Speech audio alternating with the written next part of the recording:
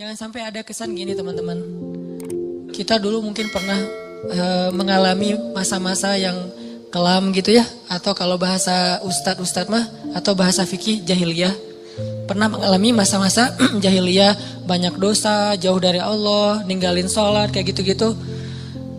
Hampir semua dosa-dosa besar itu kita pernah ngelakuin.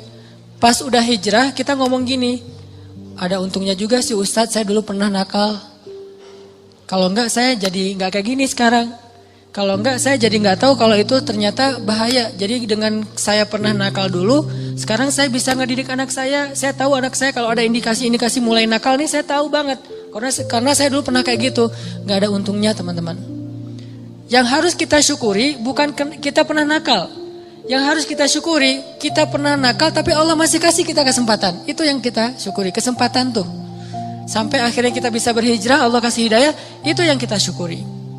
Alam yajidaka yatiman fa'awa wa wajadaka dhallan dhal. Kenapa dhal itu kayak panjang bacanya? Karena sesat jauh gitu kan ya. Kita pernah tersesat jauh. Dan tersesat itu bukan hanya soal akidah, tersesat dalam masalah ketaatan, kita nggak taat kepada Allah, tersesat jauh, sibuk dengan dunia, kemudian kita foya-foya, jauh banget dari Allah. Wa wajadaka dhallan fahada. Allah tarik balik kepada kebaikan. Yang harus kita syukuri bukan dhalnya, tapi fahadanya, hidayahnya. Karena kalau kita berpikir untung juga saya dulu pernah nakal, ini bagian dari kita salah paham terhadap Allah. Jadi nggak ada baiknya kita pernah nakal, nggak ada baiknya kita pernah bandel, nggak ada baiknya kita pernah jahiliyah, pernah bikin dosa. Baiknya adalah alhamdulillah kita bisa taubat, bisa hijrah. Dan kalau kita dengar cerita orang-orang yang ngisahin masa lalunya, jangan takjub kepada dianya, tapi kita takjub kepada Allahnya. Ya Allah baik banget ya, dia udah sejauh itu Allah nggak ilfil sama dia. Dia udah sejahat itu Allah nggak ninggalin dia. Dia udah sezolim itu sama Allah, mencurangi hak-hak Allah. Allah nggak nutup pintu rahmat untuk dia.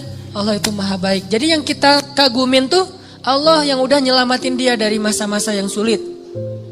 Bukan justru dia, oh hebat ya, lo bisa bikin dosa terus taubat, enggak. Bukan dia yang hebat, Allah yang hebat. Karena betapa banyak orang yang Allah biarkan bara'atun dan matinya dalam keadaan su'ul khatimah. Dan Allah pasti punya alasan yang kita gak mengerti. Yang jelas gak mungkin Allah menzalimi hambanya. Jadi teman-teman, ada orang ketika dikasih nikmat, ketika dikasih kemudahan, ketika dikasih kelapangan rezeki, kadang-kadang dia jadi merasa bahwa oh berarti tidak ada yang perlu diperbaiki dari kehidupan saya. Tidak ada yang perlu diperbaiki dari amal-amal saya.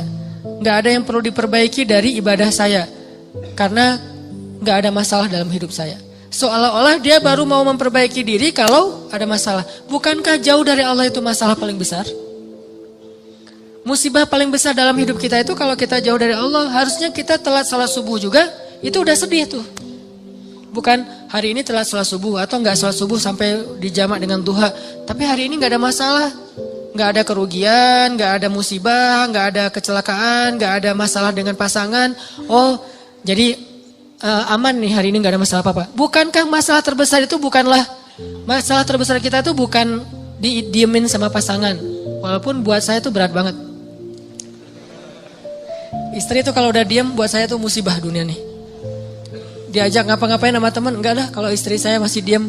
Jadi saya bujuk-bujuk, cium tangan apa, gak usah dibahas. Pokoknya gimana biar dia mau senyum dong, senyum, paksa-paksain senyum, akhirnya dia senyum, alhamdulillah. Tapi sebelum saya maksain dia senyum atau bujuk-bujuk kayak gitu, saya ngelobi langit dulu. Langsung wudu, sholat hajat. Ya Allah, engkau yang menggenggam hati istri saya. Balikin dong hati dia ke saya. Pas selesai assalamualaikum, pas ke kiri udah ada dia sebelah. Drama banget sih. Nggak penting banget cerita kayak gitu. Yang jelas teman-teman, masalah terbesar kita bukan dicuekin oleh orang yang kita sayangin. Masalah terbesar kita bukan ada musibah atau kecelakaan di jalan. Masalah terbesar kita bukan nggak dapat proyek, tender kita nggak goal gitu. Masalah terbesar kita bukan sakit. masalah terbesar kita dalam hidup kita itu adalah ketika kita jauh dari Allah SWT. Bisa jauhnya hari ini target tilawah nggak dapat, bisa jauhnya sholat nggak khusyuk, bisa jauhnya sholat kelewat, bisa jauhnya apalagi akhlak nggak benar, kok jadi hari ini saya kepancing emosi. Bisa jauhnya ada orang butuh pertolongan, ditolong oleh orang lain duluan, bukan kita. Padahal kita butuh nolong dia. Jadi bukan dia yang butuh kita, tapi kita butuh nolong dia supaya Allah nolong kita. Tapi hari ini nggak ada yang datang ke rumah kita, kan sedih tuh harusnya ya. Biasanya setiap hari ada aja yang minta tolong ke saya, tapi hari ini kok nggak ada ya. Itu harusnya jadi masalah besar buat kita. Itu aja udah bisa bikin kita nggak kegeeran. Dan nikmat terbesar dalam hidup kita bukan dikasih rezeki, walaupun itu kebaikan. Nikmat terbesar dalam hidup kita bukan dikasih pasangan, walaupun itu ya penting banget.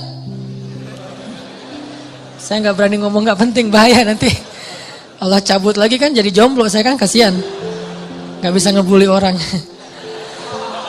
Nikmat terbesar dalam hidup kita bukan dikasih pasangan, walaupun itu penting. Nikmat terbesar dalam hidup kita itu bukan kaya raya, walaupun tuh pengen sih. Ada yang pengen miskin? Nabi Muhammad yang pengen miskin. Walaupun kita tahu itu baik, tapi kita nggak berani. Kalau berani coba aja doa. Ya Allah, please dong miskinkan saya. Gak ada yang berani kan ya? Yang ada Allahumma rzuqni rizqan halalan thayyiban rizqan wasi'an, yang banyak, yang luas, yang halal. Gak ada yang berani, ya Allah kasih saya rezeki yang pas-pasan aja deh, jangan gede, jangan banyak-banyak amat nanti bingung mau diapain. Gak ada yang berani gitu. Umar doanya tuh pas lagi tawaf, ya Allah beri saya rezeki sesuai dengan kebutuhan saya. Jangan lebih dari itu, jangan kurang dari itu. Ini pertengahan nih. Kayak gini aja kita gak berani. Saya gak berani doa kayak gini nih. Karena kalau dikasih gitu, Allah kok gini-gini amat sih. Karena yang kita butuhkan itu apa? Baju, tempat tinggal, kendaraan, makan, itu doang. Terus jalan-jalan itu bukan kebutuhan teman-teman. Jadi kalau misalnya kita berdoa kayak Umar, kita udah nggak bisa traveling, having trip, jalan-jalan, have fun kayak gitu, kayaknya udah nggak bisa. Makanya saya nggak mau doa kayak Umar.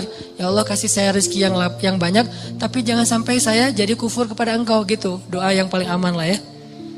Kalau Nabi Muhammad lebih ekstrim daripada Umar, doanya lebih keren lagi tuh. Ya Allah hidupkan saya sebagai orang miskin, matikan saya sebagai orang miskin, bangkitkan saya bersama orang miskin. Ini kayaknya satu-satunya doa nyunnah yang kita nggak berani baca. Karena kalau sampai kita baca itu dan dikabulkan, bahaya ya. Dan kita yakin Allah maha mengabulkan doa. Buktinya apa? Kita nggak berani doa itu. Seandainya kita ragu Allah mengabulkan doa, ya udah coba aja baca doa itu. Kan kita bilang Allah nggak akan kabulkan lah doa saya. Ya udah coba baca. Ya Allah hidupkan saya sebagai orang miskin. Berani nggak? Kalau kita nggak berani, berarti secara alam bawah sadar kita masih mengakui Allah maha mengabulkan doa. Buktinya nggak berani minta miskin. Balik lagi, nikmat terbesar yang Allah kasih kepada kita adalah nikmat kedekatan kita dengan Allah Subhanahu wa taala. Dan setelah itu Allah limpahkan nikmat-nikmat lain yang lebih banyak. Tapi yang paling utama adalah kedekatan kita dengan Allah. Makanya kalau Allah kasih kita nikmat dunia seisinya, tapi dicabut nikmat kedekatan dengan Allah, maka jangan kegeeran. Jangan-jangan itu bukan nikmat, tapi istidraj. Kalau kita ngerasa bahwa hidup kita kayaknya lebih nyaman daripada teman kita yang ahli ibadah, jangan kegeeran. Jangan-jangan kita sedang diberikan nikmat biasa, sedangkan dia diberikan nikmat yang luar biasa. Apa nikmat luar biasa? Kenapa dia miskin terus? Karena Allah pengen dekat sama dia. Mungkin dengan miskin dia sering berdoa. Dengan dia sakit dia sering berdoa. Dengan dia dapat masalah terus dia sering berdoa. Sedangkan kita ketika dikasih solusi ke lapangan rezeki jarang berdoa. Ibadahnya nggak getol. Kita dikasih nikmat, dia dikasih nikmat. Tapi siapa yang lebih istimewa? Jangan-jangan dia lebih istimewa justru dengan kemiskinannya, dengan sakitnya, dengan masalahnya. Ini yang dirasakan oleh Abdurrahman bin Auf, teman-teman. Ketika Abdurrahman bin Auf dihidangkan makanan yang sangat banyak oleh istri-istrinya, Abdurrahman malah nangis, bayangin. Jadi dikasih satu buffet, makanannya semuanya ada dessert, appetizer, main course kayak gitu semuanya lengkap. Pas dilihat sama Abdurrahman, nangis. Kalau kita ngeliat itu nangis karena nggak pernah makan seenak itu gitu ya. Ini nangis karena aduh kok gini-gini banget ya hidup saya kok nikmat banget sih. Akhirnya istrinya nanya kepada Abdurrahman, "Ma yubki kayak Abdurrahman? Kenapa kamu nangis wahai Abdurrahman bin Auf?" Kata Abdurrahman, "Bagaimana saya tidak nangis? Ada orang yang lebih soleh dari saya, hidupnya susah. Siapa dia? Hamzah dan Mus'ab bin Umair. Sampai keduanya ketika meninggal dalam perang Uhud, saking miskinnya gak punya kain kafan. Satu-satunya kain kafan mereka selimut kecil yang kalau ditutup kepala kelihatan kaki, ditutup kaki kelihatan kepala. Saking miskinnya gak punya apa-apa untuk dikafanin. Sedangkan saya yang amalnya sedikit, Allah limpahkan nikmat yang sangat banyak. Saya jadi curiga, kata Abdurrahman bin Auf. Curiga apa? Jangan-jangan mereka yang lebih soleh, kesolehan mereka itu dibalas oleh Allah nanti di akhirat, makanya diirit di dunia. Sedangkan saya nggak soleh-soleh amat, ketidaksolehan saya itu dibalas di dunia, terus dapat apa nanti saya di akhirat? Nangislah Abdurrahman bin Auf, nggak jadi makan. Ini artinya orang kaya tapi nggak GR. Kalau yang barusan kita baca di surah Al-Kahfi, orang kaya GR, Allah sayang banget ya sama saya, nanti kalau saya meninggal pasti dikasih yang lebih banyak lagi. Ini teman-teman, ternyata ukurannya biar kita nggak GR itu adalah siapa yang paling dekat kepada Allah. Kalau ada orang kaya dengan kekayaannya rajin sedekah, kita harus acungkan jempol. Oh berarti dia dengan kekayaan itu makin soleh. Kalau kita dengan kekayaan rajin sedekah, rajin bantu orang lain, mudah-mudahan kita husnuzon di sini. Tapi kalau dengan kekayaan kita jadi lalai, jangan kegeeran. Di sini bukan bab husnuzon, tapi bab introspeksi diri. Jangan-jangan kita kena istijraj level 1 walaupun belum level 7.